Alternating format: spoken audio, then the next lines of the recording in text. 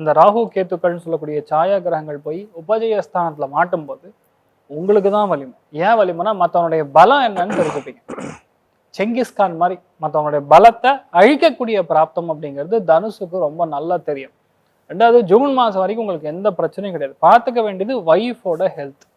கணவனாக இருந்தால் மனைவியோடைய ஹெல்த், மனைவியாக இருந்தால் கணவருடைய ஹெல்த், கழுத்து பக்கம். அதே மாதிரி ஒரு சில பேருக்கு வயிற்றுல சின்ன கட்டி மாதிரி ஒன்று உருவாகிறது. இந்த மாதிரி விஷயங்கள்லாம் கண்டிப்பாக நடக்கும். ஆனால் அதுக்கப்புறம் பார்த்தீங்கன்னா, இப்போ அதிசாரமாக குரு கடகத்தில் வந்து ஒரு 15 நாள் என்ன காட்டுச்சோ அதுதான் வந்து ஒரிஜினலாக அடுத்த வருஷம் நடக்கும்.